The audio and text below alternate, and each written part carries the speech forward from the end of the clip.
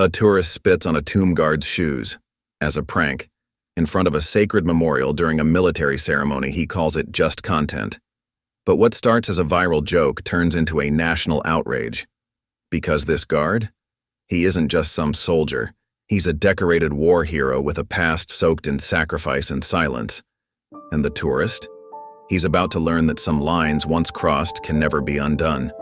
As the cameras roll, careers implode, secrets unravel, and violence creeps closer than anyone expected. What happens when arrogance desecrates honor and the world demands justice? Every story brings us a little closer together. Before we dive in, drop a comment with where you're tuning in from. It's a joy to see how far this family of listeners reaches. The spring breeze carried the solemn notes of taps across Arlington National Cemetery's hallowed grounds. Staff Sergeant Renato Washington stood at attention beside the tomb of the unknown soldier, his polished shoes gleaming in the morning sun. Every movement, every breath was measured with precision, a testament to the thousands of hours of training required to earn the silver badge of the tomb guard. A commotion from the crowd drew Renato's attention, though his expression remained unchanged. A young man with perfectly styled hair and designer clothes was speaking loudly into a camera, his voice carrying across the sacred space. "What's up, Patterson Nation? Your boy Bryce is coming at you live from Arlington."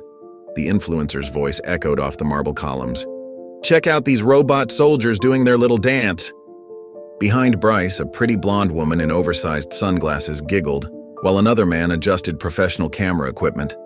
Several visitors shot disapproving looks their way, but Bryce seemed oblivious to their discomfort. A cemetery staff member approached the group. "Sir, please lower your voice and show proper respect. This is a sacred memorial." Bryce flashed a practiced smile. "Don't worry, we've got permits to film here. This is going to be great content." He turned back to his camera. "Who else thinks these guards need to lighten up?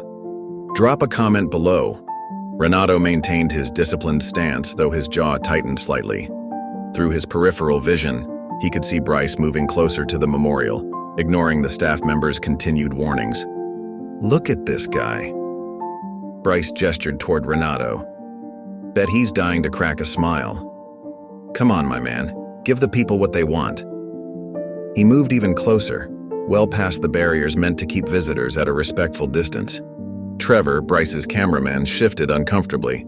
"Maybe we should back up a bit, boss. There are signs everywhere about maintaining distance." "Please, what are they gonna do?" Bryce scoffed. "This is going viral for sure. The sponsors will love it." Renato focused on his sacred duty, remembering why he'd requested this assignment after returning from Afghanistan. He thought of his fallen brothers in arms, especially Danny Chen, who'd saved his life in that final firefight. The prosthetic leg beneath his uniform was a constant reminder of their sacrifice. Bryce continued his performance, moving in circles around Renato while narrating to his camera. "Check out this guy's shoes. Probably spent hours polishing them. What a waste of time, am I right?" Candace, Bryce's girlfriend, called out, "Babe, maybe that's enough." People are staring. But Bryce was in his element now, feeding off the attention. "Watch this," he said with a smirk. "Let's see if we can get a reaction." Before anyone could stop him, Bryce leaned forward and deliberately spat on Renato's immaculate shoes. The glob of saliva slid down the polished leather, leaving a trail of disrespect that made several onlookers gasp in horror. "Just a harmless prank, folks," Bryce announced to his camera, backing away with a triumphant grin. "Don't forget to smash that like button." Renato remained motionless, though his heart pounded with controlled fury. In his mind, he saw Danny's face, remembered the weight of his friend's body as he tried to drag him to safety under heavy fire. He thought of his mother at home, fighting her own battle with cancer, who had taught him that true strength meant maintaining dignity, even in the face of disrespect. Trevor lowered his camera, his face pale. "That's too far, man. Way too far." Several visitors had pulled out their phones, recording Bryce's behavior. An older veteran in the crowd stepped forward, his voice shaking with anger. "You should be ashamed of yourself, son." Bryce turned to face his new audience, clearly delighted by the additional attention. "Chill out, Grandpa. It's just content. Everything's content these days." He gestured to his cameraman.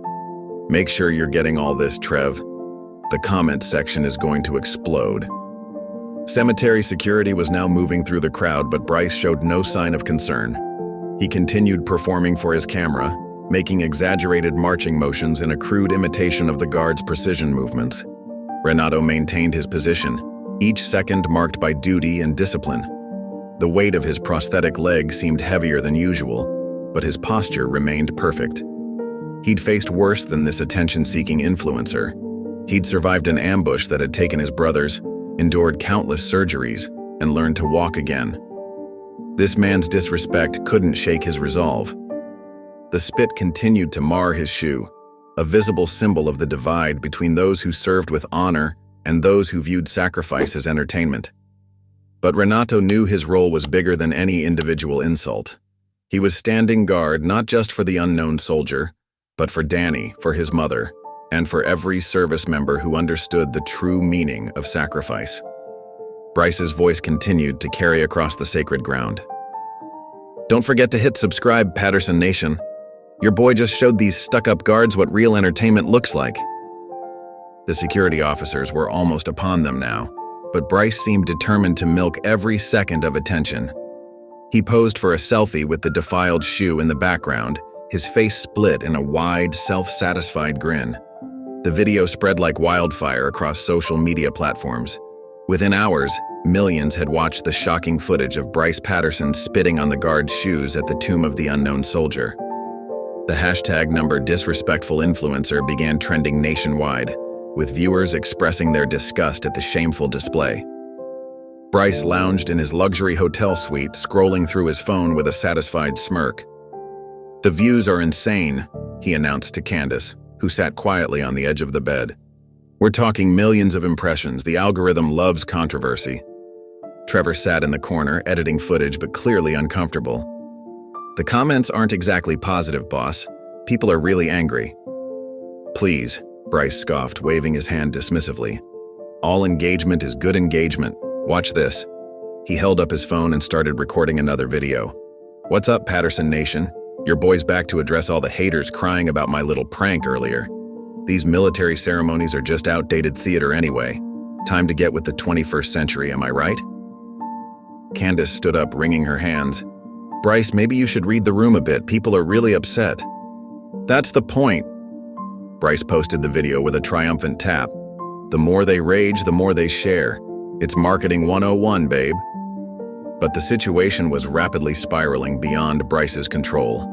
Amateur internet sleuths had already identified the guard he'd disrespected. Within hours, Staff Sergeant Renato Washington's story began circulating online. Breaking. The tomb guard disrespected in today's viral video is Purple Heart recipient Staff Sergeant Renato Washington, read one viral tweet. Lost his leg-saving fellow soldiers in Afghanistan. Now guards the tomb of the unknown soldier to honor fallen comrades. Photos began circulating. Renato receiving his Purple Heart in the hospital, learning to walk with his prosthetic leg, standing proud in his dress uniform.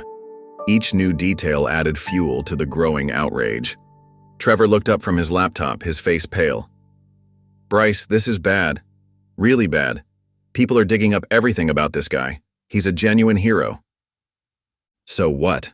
Bryce was still typing away on his phone. That just makes the story juicier. I'm already getting calls from news outlets wanting interviews. Candace walked over and grabbed Bryce's phone from his hands. Stop. Do you not understand what's happening? You spat on a wounded warrior who lost his leg defending our country. This isn't going to blow over. Give me my phone back, Bryce snapped, snatching it from her grip. You don't get it. This is exactly what I needed to break into mainstream media. Watch this. He started another recording. Yo, Patterson Nation. All these keyboard warriors acting like some guy standing still for hours is somehow serving his country. Newsflash. It's all just performance art. If you want to see real content creators making a difference, smash that subscribe button. Candace grabbed her purse and headed for the door. I can't watch this anymore, you've gone too far. Where are you going? Bryce called after her, barely looking up from his phone. Home, she replied, her voice shaking. And you should really think about what you're doing. This isn't about views or subscribers anymore. But Bryce was already focused on his growing notification count, deaf to the warning in her words. He didn't notice Trevor quietly packing up his camera equipment, or the way his hands shook as he did so. The internet was ablaze with activity. Veterans groups shared the video, calling for boycotts of Bryce's sponsors. Military families posted photos of their loved ones who had made the ultimate sacrifice, explaining the sacred significance of the tomb of the unknown soldier. Historians and military experts appeared on news programs, explaining the rigorous selection process and training required to become a tomb guard. Did you know they have to memorize 21 pages of information about Arlington National Cemetery? One viral post explained.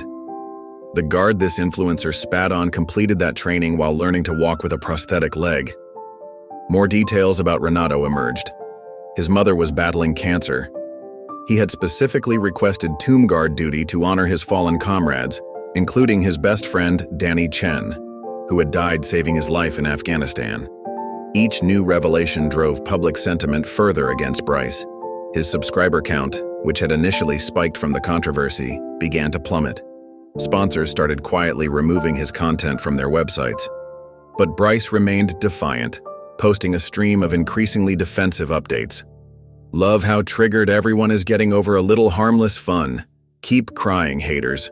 You're making me famous. Trevor finally finished packing his equipment. I'm out, Bryce. Find another cameraman. What? You can't leave now, Bryce protested. We're about to hit peak visibility. That's exactly why I'm leaving, Trevor replied, heading for the door. Some things matter more than views. Alone in his hotel room, Bryce continued his social media spiral, oblivious to the damage he was doing to his brand. He posted memes mocking the ceremony, made jokes about toy soldiers, and challenged his critics to debates about outdated military traditions. Each new post dug his hole deeper, but Bryce saw only numbers, views, shares, comments. He didn't understand that the attention he'd always craved had transformed into something else entirely. The world wasn't laughing with him anymore. They were united in outrage against him. His phone buzzed with another notification. One of his biggest sponsors had just publicly ended their partnership. The statement was brief but devastating. In light of recent events, we can no longer associate our brand with Mr. Patterson's content. We have the utmost respect for our military and the sacred duty of the tomb guards. But Bryce was already composing another defiant post, still convinced he could turn the tide of public opinion in his favor. The same self-absorption that had led him to disrespect a sacred memorial now blinded him to the consequences of his actions. As the controversy surrounding Bryce Patterson's disrespectful act continued to grow, a different story began emerging. One that revealed the true depth of what had been desecrated that day at Arlington National Cemetery. Military journalist Sarah Chen, no relation to Danny Chen, published a detailed article about Staff Sergeant Renato Washington's service record. The piece began with a simple but powerful opening. Before he stood guard at the tomb of the unknown soldier, Renato Washington made a promise to his dying best friend in the mountains of Afghanistan. The article painted a vivid picture of that fateful day in 2011. Then Private Washington and his unit, including his closest friend Private Danny Chen, were on patrol when they were ambushed by insurgents. In the chaos that followed, Chen spotted a grenade landing near Washington's position. Danny didn't hesitate, the article quoted Washington's commanding officer. He pushed Renato out of the way and took the full force of the blast. His last words were, "Take care of my family." Washington was the only survivor of that ambush. He lost his leg, but Chen and 4 other soldiers lost their lives.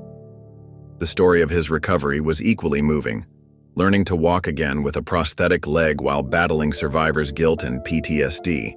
Through it all, he maintained contact with the Chen family, who embraced him as their own son. Mrs. Chen, Danny's mother, spoke to reporters from her family's restaurant in New York City. Her eyes filled with tears as she watched the viral video of Bryce spitting on Renato's shoes. "Renato is not just a soldier standing guard," she said in careful English. "He is protecting the memory of my son, of all sons and daughters who never came home. That young man didn't just disrespect Renato, he disrespected Danny's sacrifice." Mr. Chen, usually quiet and reserved, spoke with unusual force. When Renato first told us he wanted to become a tomb guard, we understood. Danny always said the greatest honor was protecting others. Now Renato protects their memory, 24 hours a day, in all weather. That is love. That is respect.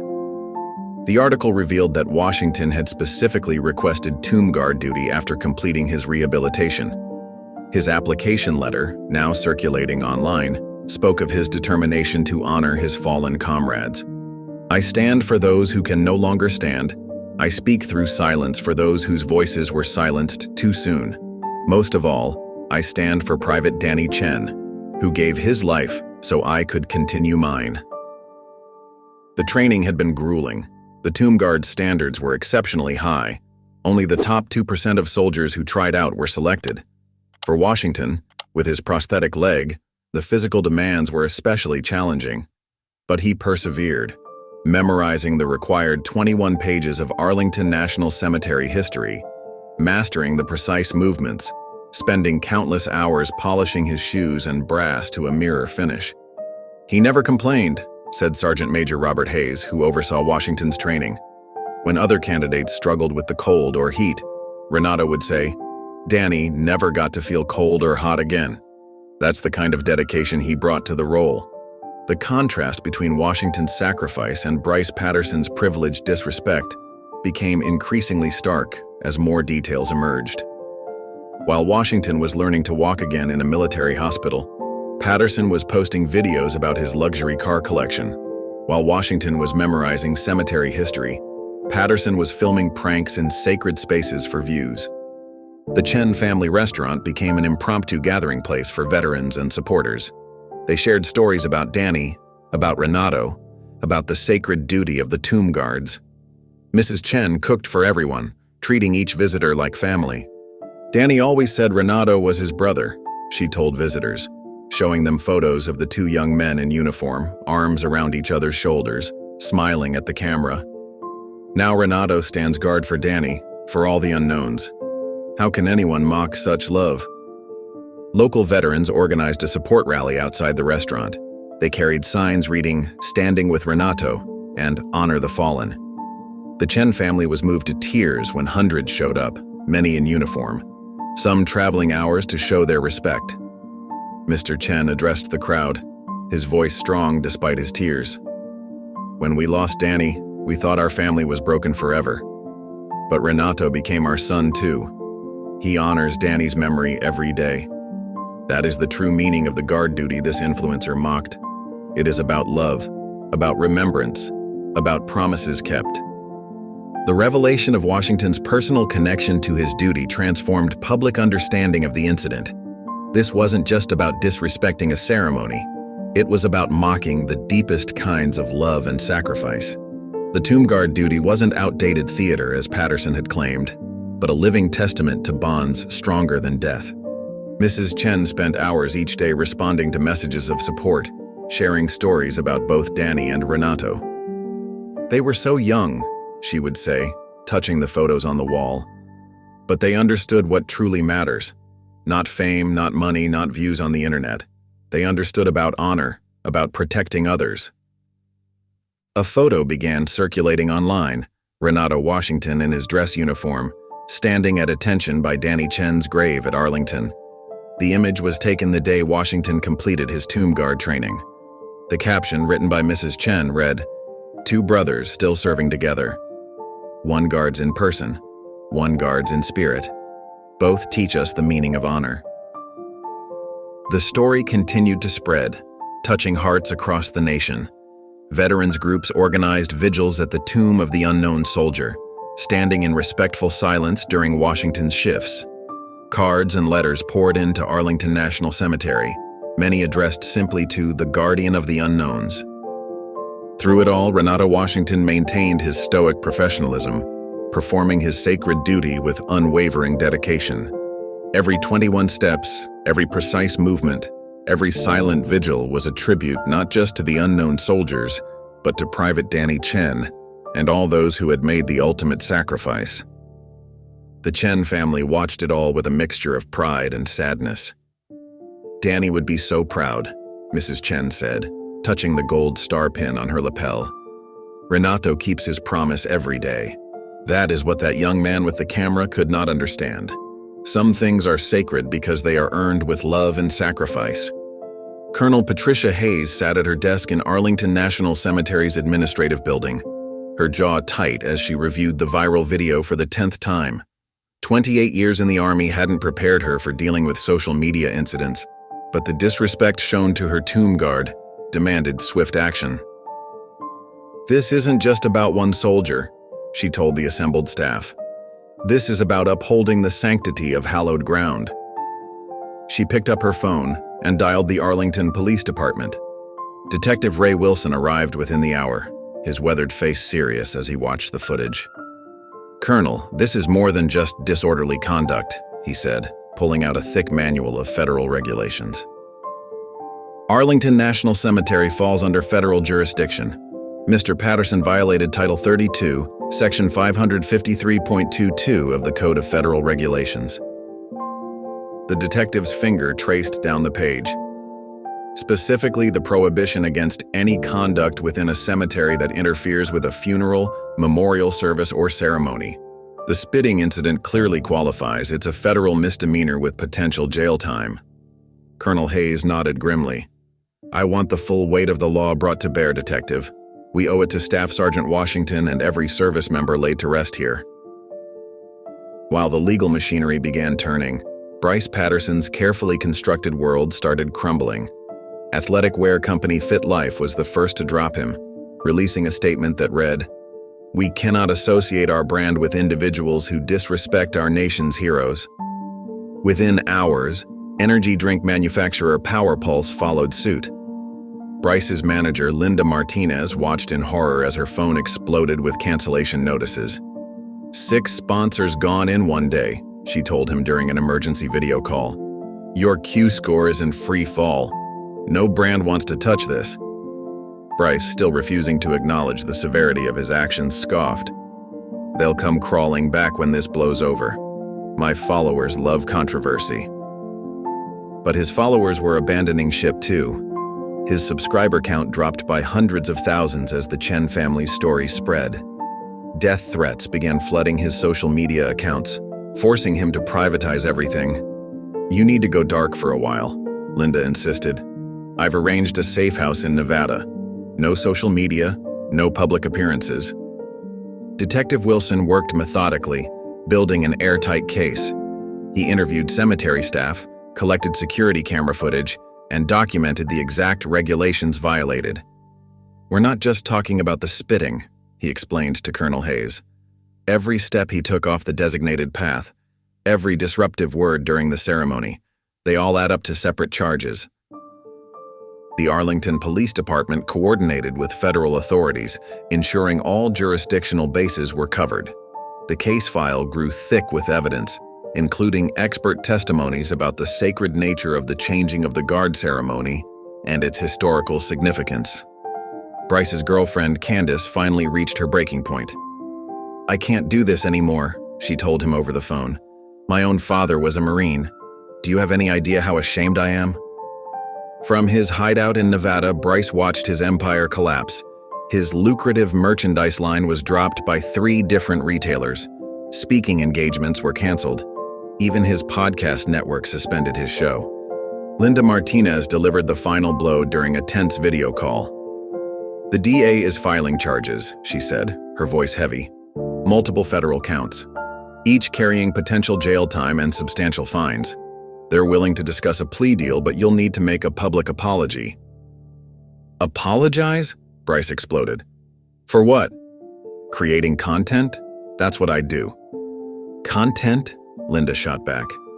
"You spat on a Purple Heart recipient who lost his leg defending this country, who stands guard to honor his dead best friend. This isn't content, it's criminal behavior." Colonel Hayes held a press conference on Arlington's grounds, her medals catching the morning light. "Arlington National Cemetery will pursue every legal avenue available to us," she announced. "The tomb of the unknown soldier represents our nation's highest values. Those who desecrate it will face consequences." Detective Wilson stood beside her, holding up the official charging documents. Mr. Patterson is being charged with multiple violations of federal cemetery regulations, including disrupting a ceremonial service and showing disrespect to a memorial site. We are working with federal marshals to secure his arrest. The charges sent shockwaves through the influencer community. Major social media platforms began updating their guidelines, specifically prohibiting content that disrespected military memorials or ceremonies. Bryce's former sponsors scrambled to distance themselves further. Gaming hardware company TechForce issued a statement.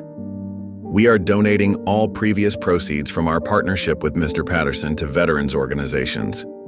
From his hiding place, Bryce watched his monthly income plummet from 6 figures to nearly nothing.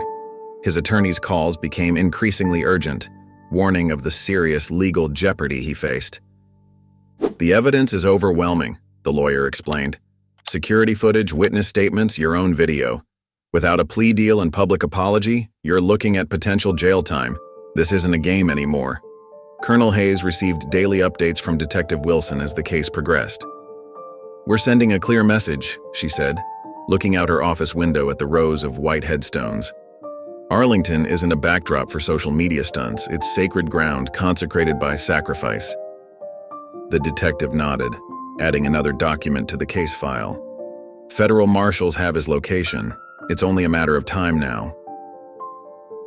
Bryce Patterson's reign as a social media king was over, undone by 5 seconds of disrespect at the tomb of the unknown soldier. His empire of influence had crumbled, replaced by legal summons and public contempt. The consequences of his actions were no longer theoretical, but terrifyingly real, measured in federal charges and ruined relationships. Detective Wilson closed his case file, satisfaction evident in his weathered features. Sometimes, he told Colonel Hayes, justice comes with a clear message. Some things are still sacred. Nita Torres pushed her glasses up her nose as she stared at her computer screen, surrounded by stacks of research papers in her cramped office at the Washington Post. As an investigative journalist with 15 years of experience, something about Bryce Patterson's Arlington incident felt familiar. There's always a pattern, she muttered, typing furiously. Her search through social media archives revealed a disturbing timeline. Videos deleted months ago, but preserved by internet archives, showed Bryce filming prank videos at the Pearl Harbor Memorial. Another showed him posing inappropriately at Holocaust memorials in 3 different states. Got you, Nita whispered, downloading the evidence. The most shocking footage showed Bryce disrupting a military funeral in Texas 6 months ago, using the grieving family's reactions as thumbnail bait for his channel.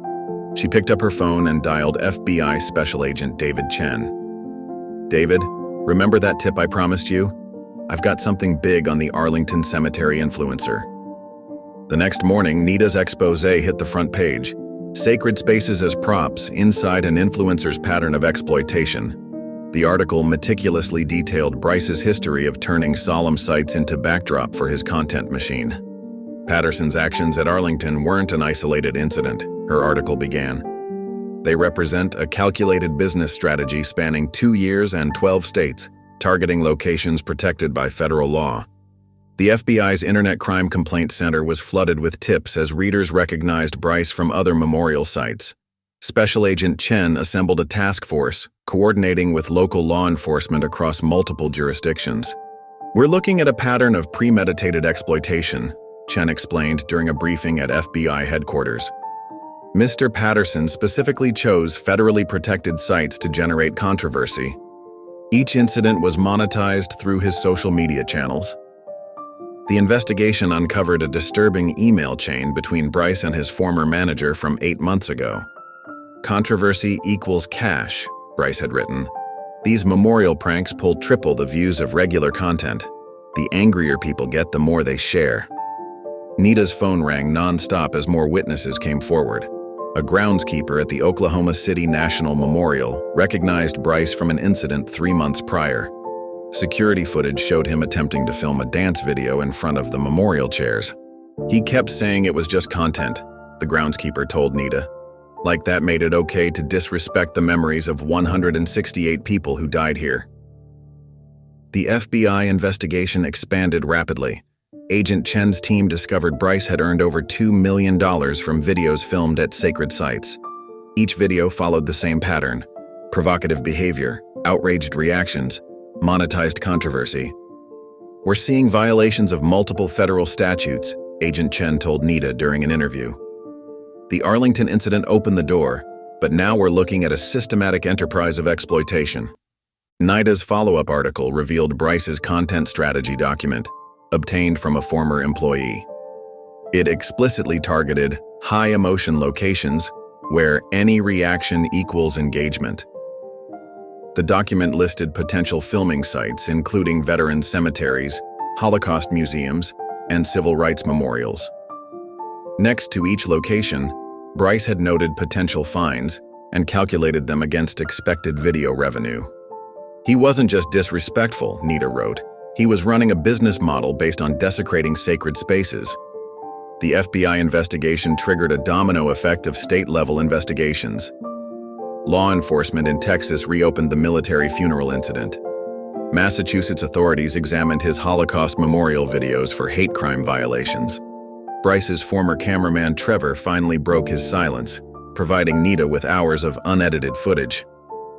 "I couldn't sleep after Arlington," he admitted, "but this has been going on for years." He would laugh about it, call it mining tears for views. The raw footage showed Bryce explicitly directing his team to capture shocked reactions, planning provocative acts at memorial sites, and celebrating when security intervened. "That's going viral for sure," his voice could be heard saying after disrupting a Pearl Harbor memorial service.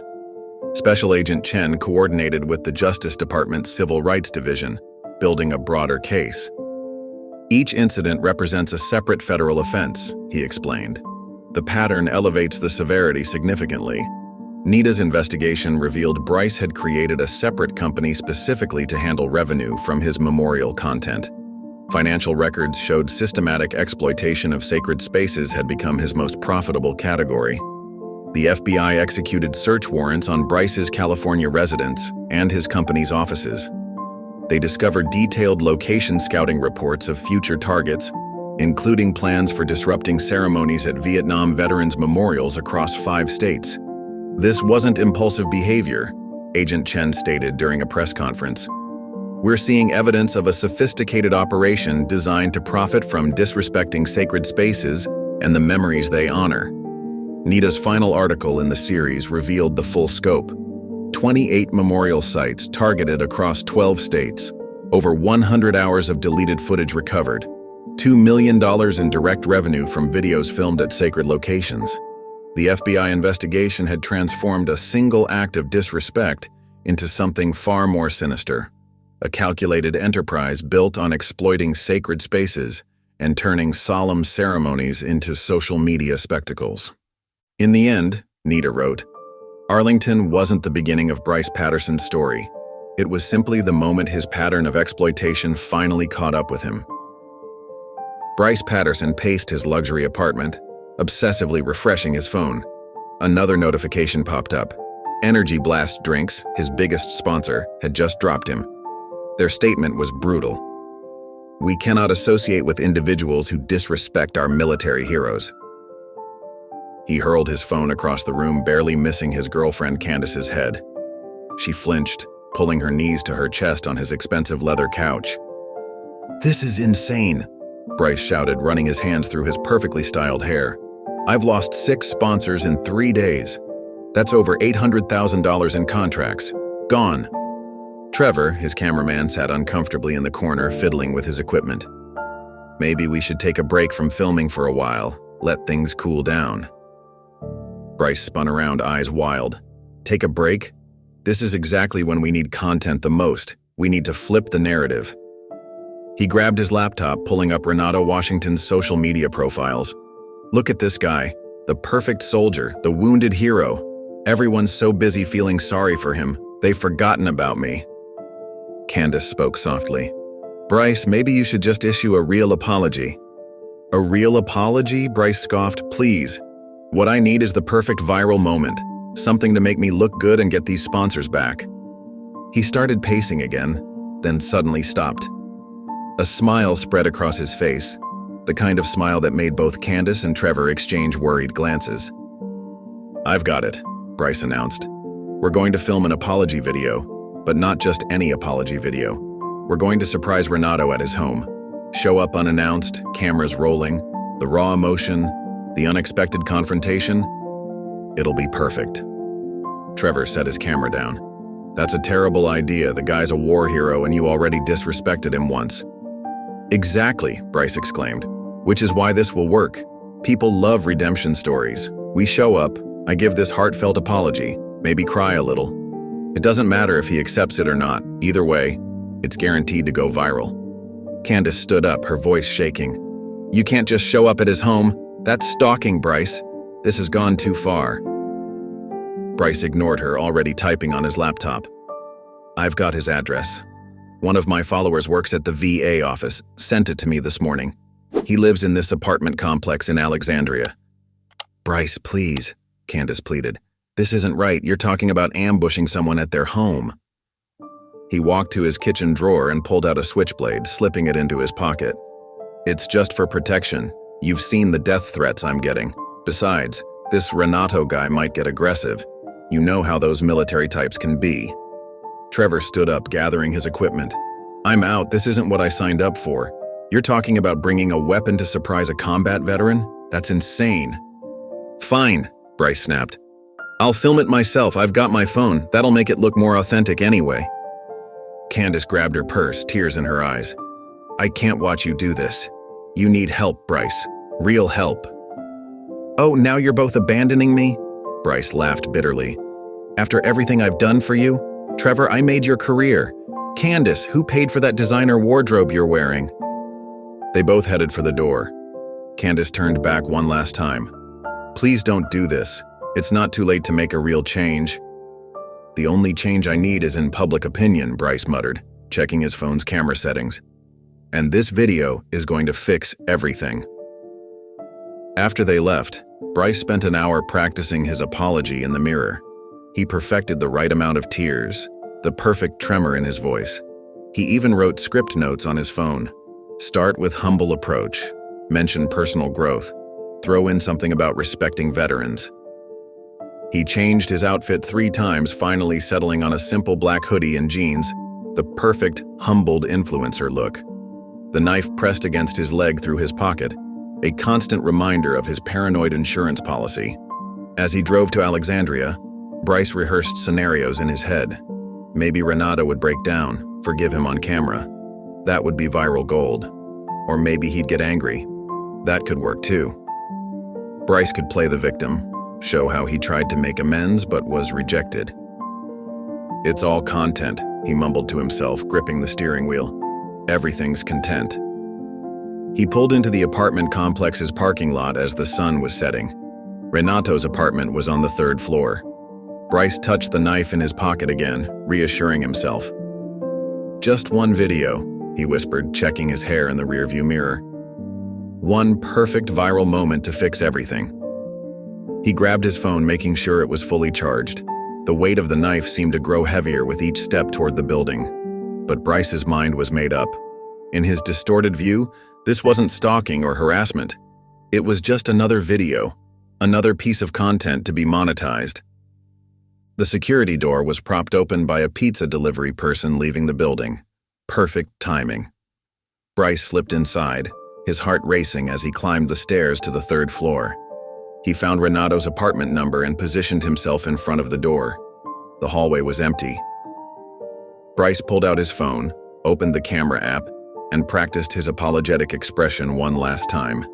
The knife pressed against his leg felt like a burning secret. Part of him knew how wrong this was, but he pushed that thought away. In Bryce's world, everything was content. Everyone was a character, and every moment was just another opportunity for views. His finger hovered over Renato's doorbell, phone ready to record whatever happened next. The elevator in Renato's apartment building was out of order, so Bryce climbed the worn stairs, his designer sneakers squeaking on the linoleum. The building's fluorescent lights flickered overhead, casting harsh shadows on the peeling wallpaper. This wasn't the kind of place Bryce expected a social media sensation to live. But then again, Renato Washington wasn't trying to be famous. As Bryce reached the third floor, he heard a gentle voice floating down the hallway. "Renato, honey, did you remember to pick up my prescription?" "Yes, Mama, I got it right here," Renato's deep, steady voice replied. Bryce pressed himself against the wall, phone at the ready. Through the partially open door of apartment 315, he could see into a modest living room. The furniture was old but well-maintained, with a medical recliner positioned near a window that overlooked a small park. In the recliner sat an elderly African-American woman, thin and frail, but with dignity in her bearing. She wore a colorful head wrap and had an IV stand beside her chair. Renato, still in his dress uniform from guard duty, knelt beside her with a small paper pharmacy bag. "The doctor said this new medication might help with the nausea from the chemotherapy," Renato explained, carefully reading the label. "We'll try it with dinner." Mrs. Washington patted her son's cheek. "You take such good care of me, baby. I don't know what I'd do without your military insurance. These treatments are so expensive." Bryce's hand tightened around his phone. This wasn't the confrontation he'd planned. He'd expected to find Renato alone, maybe working out or cleaning his service weapon, something that fit the tough soldier image. Instead, he was witnessing an intimate family moment that made his stomach twist uncomfortably. "Don't worry about the costs, Mama," Renato assured her. "That's what my benefits are for. Danny's parents called today. They're bringing over some of their famous chicken soup tomorrow." "Those dear people," Mrs. Washington smiled weakly.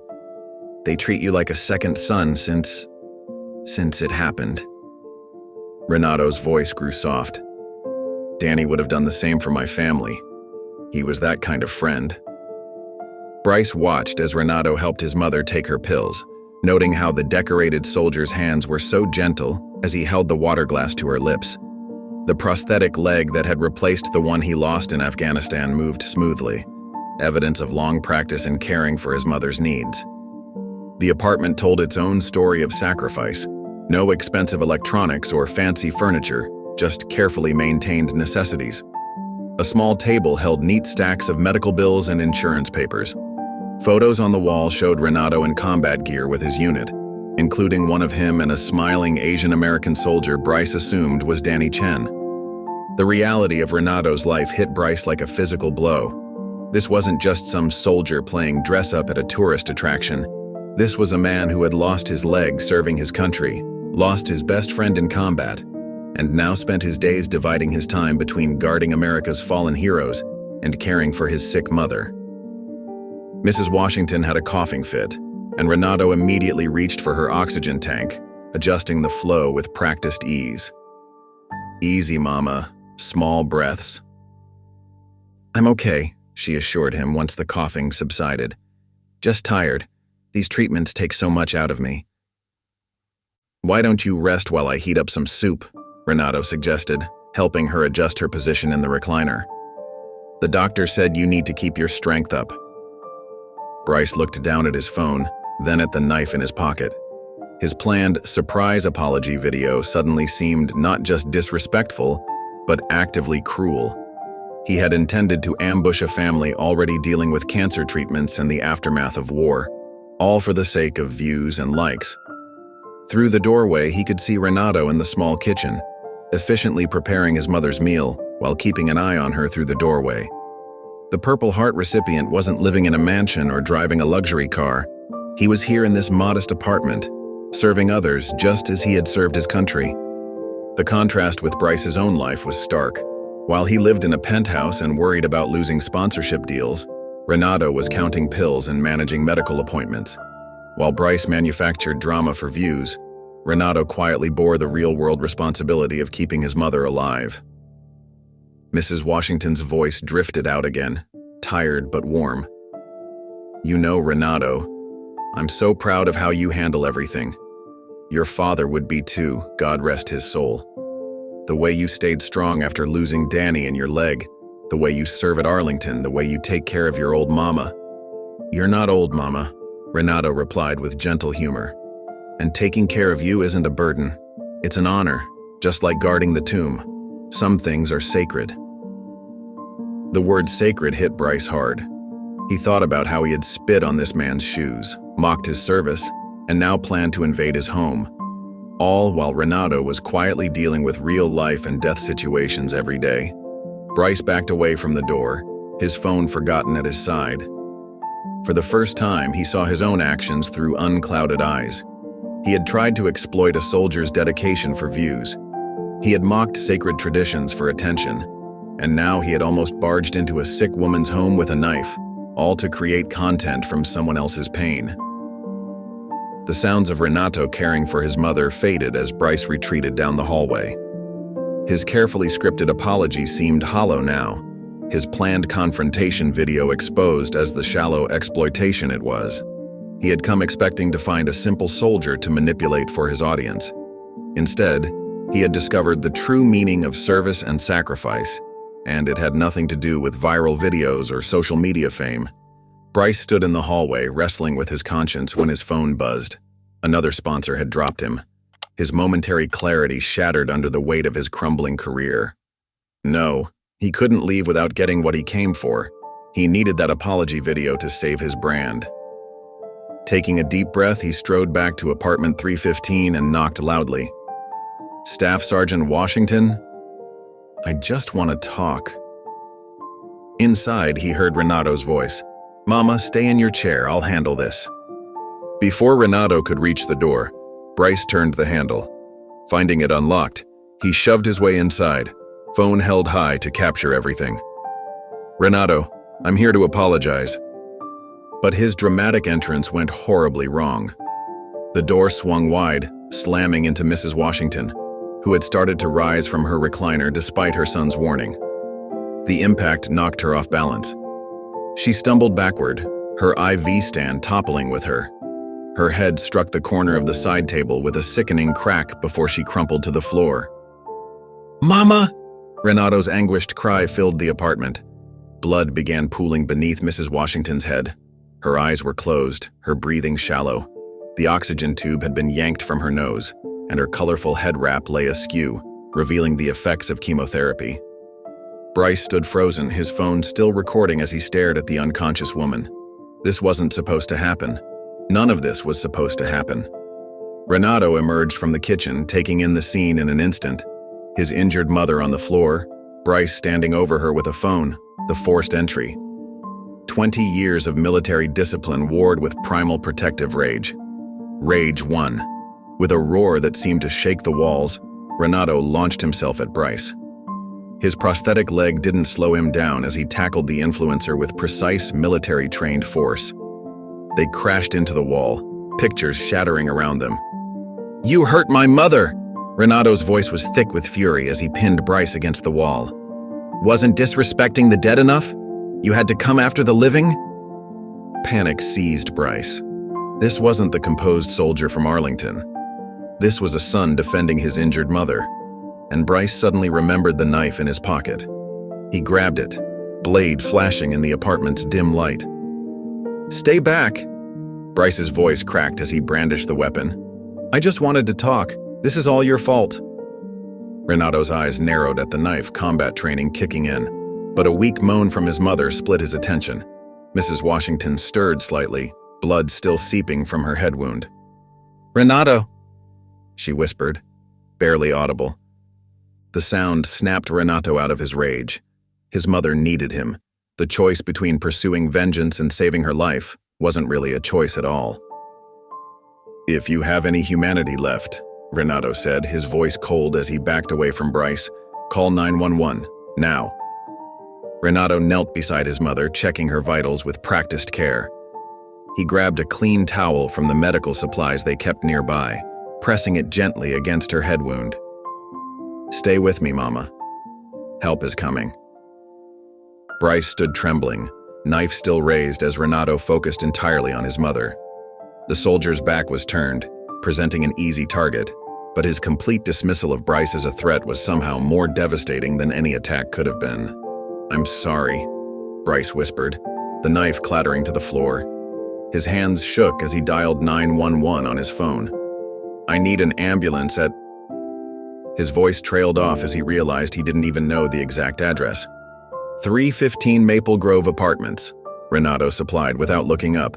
his attention fixed on monitoring his mother's breathing. Corner of 4th and Pine. Tell them we have a head injury with probable concussion. Patient is undergoing chemotherapy. Currently unconscious but breathing. The mechanical precision of Renato's words, even in this crisis, hit Bryce hard. This man had probably given similar reports under fire in Afghanistan. Now he was doing it in his own living room, trying to save his mother from injuries Bryce had caused. As Bryce relayed the information to emergency services, he watched Renato cradle his mother's hand, murmuring reassurances. The fallen 4th stand, the scattered medical papers, the broken family photos, all of it testified to the chaos Bryce had brought into this peaceful home. "The ambulance is coming," Bryce said weakly. "Then get out." Renato's voice was flat, professional. "The police will find you, but right now I need to focus on my mother." Bryce backed toward the door, leaving his knife on the floor. The last thing he saw before fleeing was Renato Washington, decorated war hero and tomb guard, gently wiping blood from his unconscious mother's face while whispering prayers. His footsteps echoed in the stairwell as he ran, sirens already wailing in the distance. He had come to film an apology. Instead, he had recorded himself assaulting an elderly cancer patient. His attempt to save his career had only revealed the true depths of his moral bankruptcy. Behind him, in apartment 315, Renato held his mother's frail hand and waited for help to arrive. The soldier who had survived an ambush in Afghanistan, who had lost his leg protecting his unit, who stood guard over America's fallen heroes, now faced another battle. But this time, the enemy had invaded his home and struck at his heart.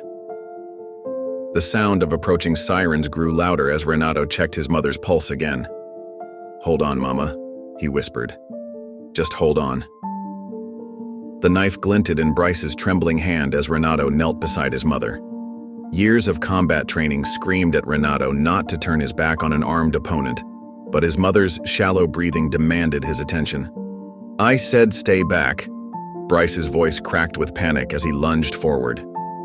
Renato's military instincts took over. Despite his prosthetic leg, he pivoted with practiced precision, catching Bryce's wrist mid-strike. But Bryce's desperate fear lent him strength, and the blade sliced deep into Renato's left shoulder before he could fully deflect it. Hot pain blazed through Renato's arm, but he maintained his grip on Bryce's wrist. 20 years of hand-to-hand combat training hadn't disappeared with his leg. He twisted Bryce's arm in a precise joint lock, forcing the influencer to drop the knife. "Please don't hurt me," Bryce whimpered as Renato pushed him away. Distant sirens pierced the air. Someone must have heard the commotion and called 911. Renato pressed his hand against his bleeding shoulder, feeling warm blood seep between his fingers. The wound was deep but not immediately life-threatening. His mother's condition was far more serious. "Get out," Renato ordered, already turning back to Mrs. Washington. The choice between pursuing Bryce and tending to his mother wasn't really a choice at all. Bryce scrambled backward, then fled through the open door. His footsteps thundered down the hallway as Renato knelt beside his mother, ignoring the burning pain in his shoulder. "Mama, can you hear me?" He checked her pulse again, weak but steady. The head wound was still bleeding, and her breathing seemed more labored than before. Renato grabbed another clean towel from their medical supplies, replacing the blood-soaked one against her head. "Renato," she whispered, her eyes fluttering but not fully opening. "I'm here, Mama. Help is coming." He kept pressure on her wound while monitoring her breathing. The chemotherapy had weakened her immune system. Any injury could be devastating. "Stay with me." Blood from his shoulder wound dripped onto the floor, but Renato remained focused on his mother. He'd learned in Afghanistan that personal pain meant nothing when someone else's life was at stake. That lesson had cost him his leg and his entire unit. He wouldn't let it cost him his mother. The sirens grew louder and heavy footsteps approached in the hallway. "Police! Anyone here?" "In here!" Renato called out, not looking up from his mother. "Elderly female, head trauma, currently undergoing chemotherapy. She's semi-conscious but breathing." 2 police officers entered first, weapons drawn, followed closely by paramedics. They took in the scene. Broken pictures on the floor, an overturned IV stand, blood spatters, and a military straight soldier, with a prosthetic leg kneeling beside an injured elderly woman. "Sir, you're bleeding," one of the paramedics said, moving toward Renato. "Tend to my mother first," Renato ordered with quiet authority. The suspect fled down the stairs. Male, late 20s, dark hair, wearing a blue jacket. He's armed and dangerous. One officer spoke into his radio, relaying the description, while his partner secured the scene. The paramedics worked quickly, checking Mrs. Washington's vital signs and preparing her for transport. "Stab wound to your shoulder, sir," the second paramedic noted, trying to examine Renato. "You need immediate medical attention." "After my mother is stabilized," Renato insisted. His voice remained calm and professional despite the pain. The same voice that had reported casualties in Afghanistan now listed his mother's medications and treatment schedule to the medical team. They carefully transferred Mrs. Washington onto a stretcher. Her head wound had slowed to a trickle, but she remained only semi-conscious. Renato held her hand as they wheeled her toward the door, his own blood still seeping through his shirt. "The attacker," one officer asked. "That wouldn't happen to be Bryce Patterson, would it? The guy from the Arlington incident?" Renato nodded once, his jaw tight. "He came here uninvited, forced his way in. My mother was injured in the initial entry. When I confronted him, he pulled a knife. And instead of pursuing him, you stayed to help your mother?" "She needed me more," Renato said simply. The values that had guided him at Arlington, duty, honor, sacrifice, were the same ones that had guided his choice here. Personal vengeance meant nothing compared to protecting those who needed him. In the hallway, more officers had arrived, securing the scene and interviewing neighbors.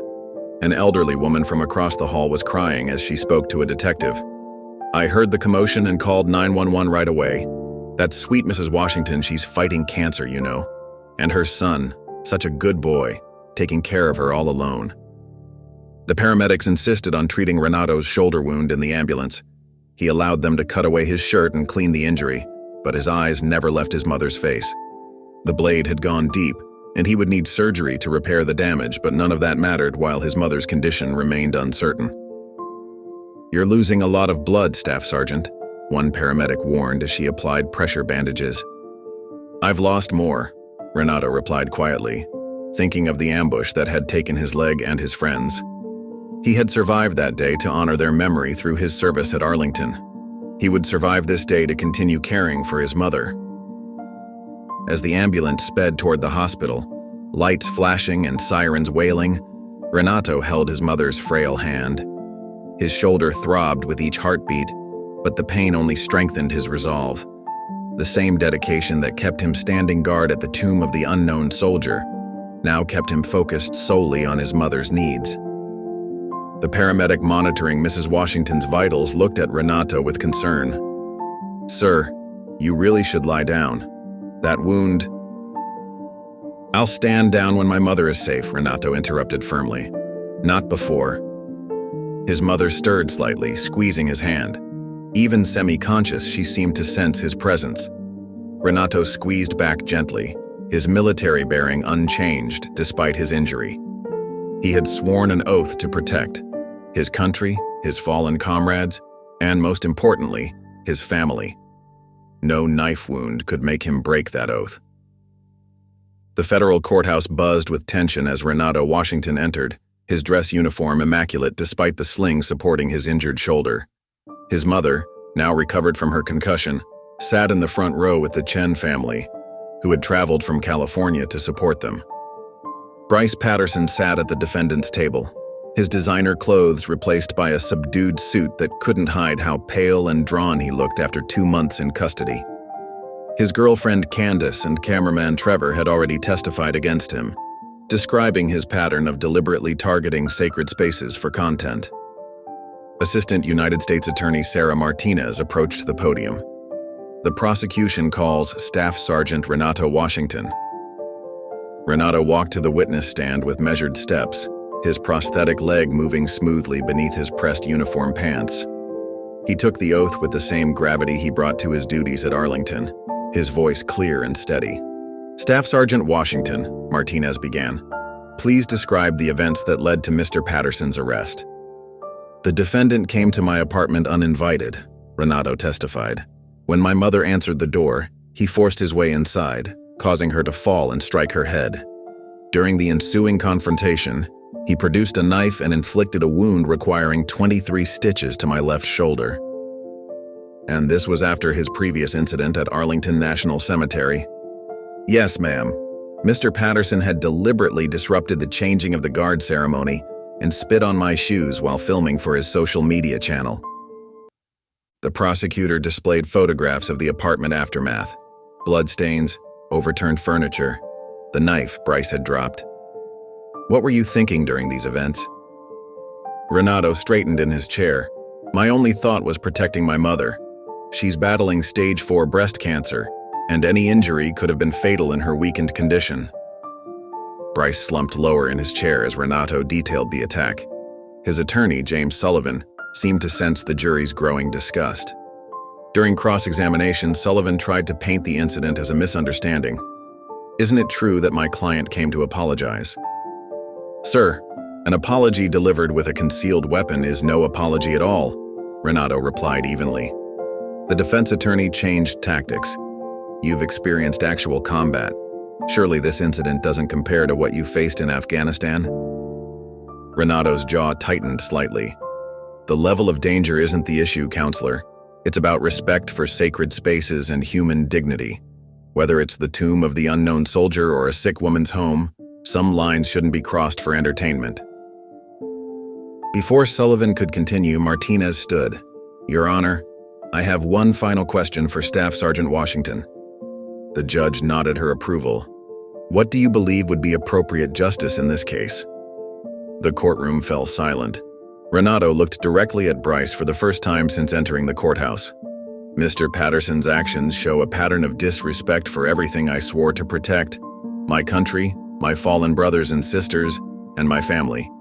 He deserves consequences for those choices. Renato paused, his next words surprising everyone. But I hope his time in prison teaches him the honor and respect he clearly never learned. Sometimes it takes losing everything to understand what really matters. Bryce's head snapped up, clearly shocked by Renato's measured response. The jury deliberated for less than 3 hours before returning with their verdict. Bryce Patterson was found guilty on all counts: attempted assault with a deadly weapon, federal cemetery violations, and a pattern of criminal harassment. Judge Eleanor Martinez addressed Bryce directly during sentencing. Your deliberate exploitation of sacred spaces for profit shows a disturbing lack of respect for both the living and the dead. The attack on Staff Sergeant Washington and his mother reveals the dangerous escalation of your behavior. She paused, reviewing her notes. I sentence you to 5 years in federal prison, followed by 3 years of supervised release. As bailiffs led Bryce away, Renato stood at attention, his posture perfect despite his healing shoulder. The same discipline that kept him standing guard through storms at Arlington now helped him maintain his composure as justice was served. Outside the courthouse, reporters swarmed Renato, but he spoke only briefly. Today isn't about revenge. It's about accountability and hopefully redemption. That's what America stands for. The chance to learn from our mistakes and become better. Mrs. Washington hugged her son carefully, mindful of his injury. Danny would be proud of you, she whispered. Renato thought of his best friend Danny Chen, whose memory he honored every day at Arlington. Danny had always believed in second chances, in the power of people to change. Standing up for those values, even toward someone who had attacked him, felt right. The Chen family approached, and Mrs. Chen embraced Renato like another son. You speak with honor, she said softly, just like our Danny. Renato stood tall among his extended family, his mother, the Chens, and several fellow tomb guards who had attended the trial. His testimony hadn't just helped convict Bryce, it had demonstrated the very values that Patterson had mocked. Justice didn't require vengeance, and true strength showed itself in mercy. As cameras flashed around them, Renato remembered standing guard at Arlington in the rain, snow, and heat. The discipline required for that duty had prepared him for this moment, to face his attacker with dignity and speak truth with grace. Some might see his words about redemption as weakness, but Renato knew better. True strength lay in maintaining your principles, especially when facing those who had none. The federal courtroom fell silent as Judge Eleanor Martinez prepared to deliver Bryce Patterson's final sentence. The social media influencer stood nervously, his designer suit hanging loose on his frame after 2 months in custody. "Mr. Patterson," Judge Martinez began, her voice firm but measured. "After careful consideration of the evidence and victim impact statements, I sentence you to 3 years in federal prison, followed by 2,000 hours of community service at veterans' facilities." Bryce's shoulders slumped as the judge continued. "Your service will include maintenance work at military memorials and assistance programs for disabled veterans. Perhaps working alongside those who serve will teach you the respect you've so clearly lacked."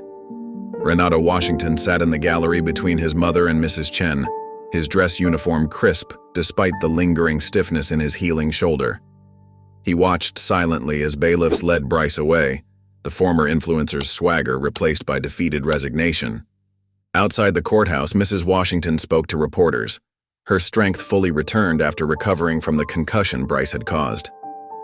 "We're grateful for the community's support during this difficult time," she said, standing tall beside her son. "Sometimes good can come from even the darkest moments."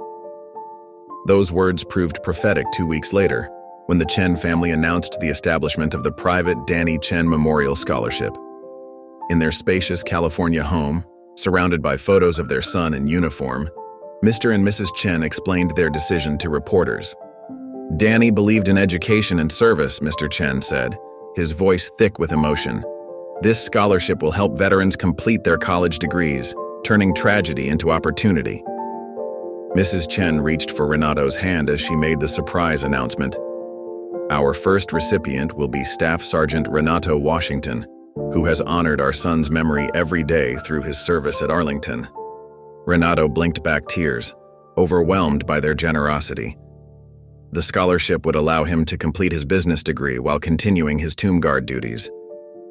"Danny always pushed me to dream bigger," he said. "He would love knowing his memory is helping others achieve their goals." The announcement sparked national attention. Veterans groups and military family organizations launched the Protect Our Memorials campaign, inspired by Renato's dignified response to desecration.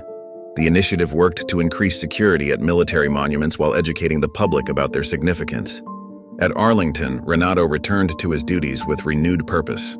His fellow tomb guards had supported him throughout the ordeal, and now they watched with pride as he executed the precise movements of the changing of the guard ceremony. His prosthetic leg moved smoothly beneath his perfectly pressed uniform pants, each step a testament to his dedication. One crisp autumn morning, 3 months after the sentencing, Renato stood watch as a school group approached the tomb of the unknown soldier. The children fell silent, impressed by his stillness and dignity. Their teacher explained in hushed tones about the sacred nature of the space and the honor of those who guarded it. "Is that the soldier from the news?" one student whispered. "The one who got hurt protecting his mom?" "Yes," the teacher replied quietly. "And now he's helping other soldiers go to college." Renato maintained his stoic expression, but his heart swelled with pride. Every 21 steps, every precise movement, carried new meaning. He wasn't just guarding the unknown soldiers anymore. He was representing the enduring strength of military values. Later that week, Mrs. Washington visited him during his break. She looked healthy and strong, her cancer treatments more effective now that she could rest without stress. "The doctors say I'm responding well," she told him, squeezing his hand. "Having you home safe makes all the difference." The Chen family had become regular visitors to Arlington, treating Renato as their adopted son. They shared meals together, swapped stories about Danny, and planned future scholarship recipients. Their grief had transformed into purpose, creating opportunities for other service members to build better lives.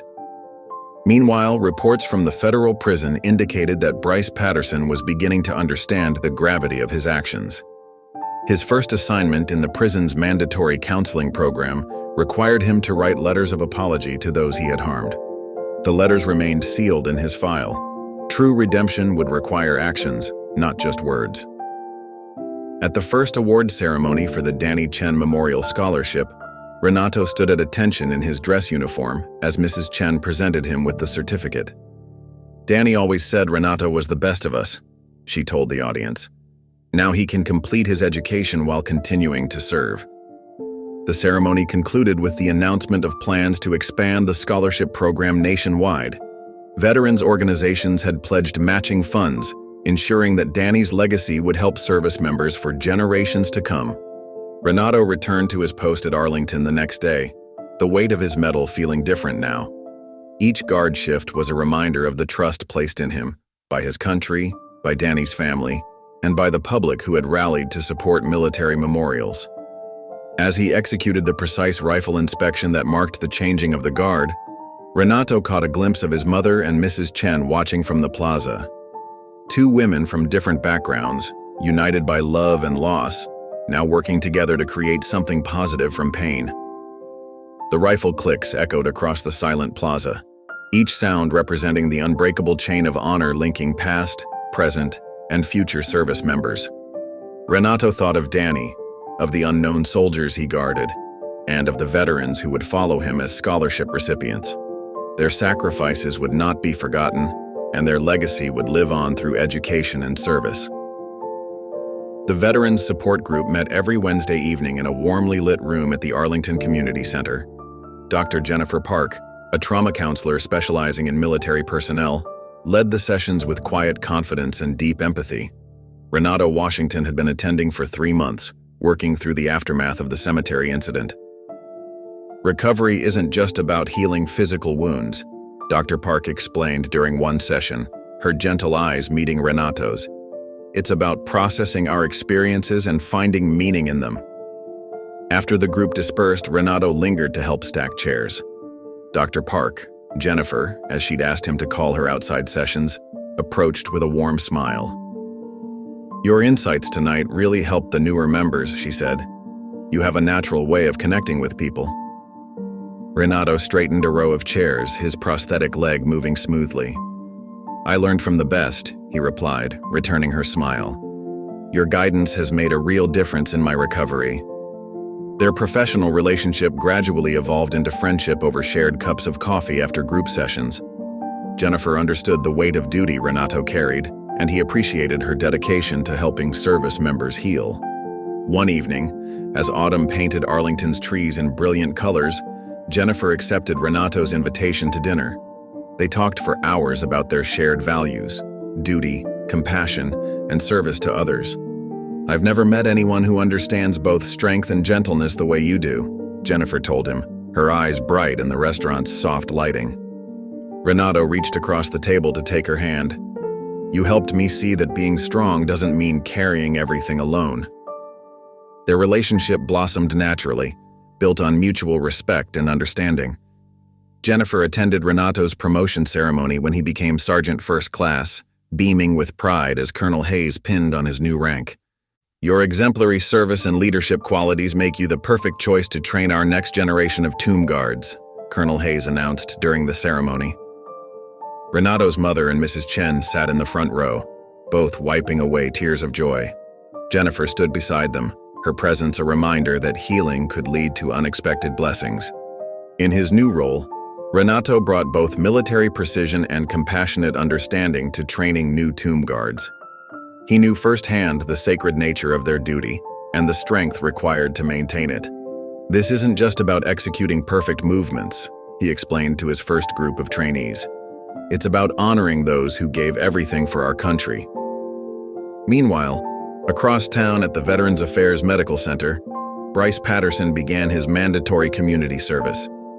Gone were the designer clothes and expensive camera equipment. Instead, he wore simple scrubs as he helped transport disabled veterans to their appointments. His first day had been a harsh awakening. An elderly veteran in a wheelchair had recognized him from the viral video. "So you're the one who thought it was funny to disrespect our fallen," the veteran said quietly. "Well, son, you're about to learn what service really means." Over weeks of working with veterans, Bryce's arrogance began to crack. He watched men and women cope with devastating injuries without complaint. He heard stories of sacrifice that made his pursuit of social media fame seem meaningless. One morning, he helped a young veteran learning to use prosthetic legs, just like Renato's. The veteran's determination to walk again, despite excruciating pain, struck something deep in Bryce's conscience. "Why do you keep pushing yourself so hard?"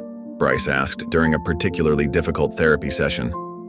The veteran looked at him steadily. "Because others gave their lives so I could have this chance. The least I can do is honor their sacrifice by never giving up." Those words stayed with Bryce, echoing through his mind as he mopped floors, changed bedding, and assisted with therapy sessions. Slowly, genuinely, he began to understand the meaning of honor through serving others. At Arlington, Renato watched his trainees master the precise movements of their sacred duty. Jennifer often visited during his breaks, bringing coffee and quiet support. Their relationship deepened, strengthened by shared commitment to helping others heal. "You've found your calling," Jennifer told him one evening as they walked through the cemetery's peaceful grounds. "These young guards look up to you the same way you looked up to Danny." Renato squeezed her hand, grateful for her understanding of Danny's continued importance in his life. "Every time I train someone new, I feel like I'm passing on his legacy of honor." The Chen family had embraced Jennifer as warmly as they had Renato, recognizing in her the same compassionate spirit that had drawn them to him. During family dinners, they shared stories of Danny with her, helping her understand the foundations of Renato's dedication to service. Mrs. Washington's cancer went into remission, allowing her to focus on helping other military mothers navigate the healthcare system. She and Jennifer formed a close bond, working together to support military families facing medical challenges. As winter approached, Renato and Jennifer began planning their future together. Their shared experiences helping others heal had created a deep connection that went beyond romance to true partnership. In the Veterans Affairs Medical Center, Bryce continued his mandated service with growing humility. The social media empire he'd built through exploitation had crumbled, but in its place, he was building something more meaningful, genuine understanding of the honor he'd once mocked. The transformation wasn't easy or complete, but it was real. Each day of service chipped away at his former arrogance, replacing it with hard-earned respect for those who served. One day, while helping veterans in physical therapy, Bryce caught a glimpse of Renato leading a training session through the center's window. Instead of the anger or shame he'd expected to feel, Bryce experienced something new. Hope that someday, through continued service, he might earn back a measure of the honor he'd disrespected. If this story made you pause, reflect, or even smile, don't forget to subscribe.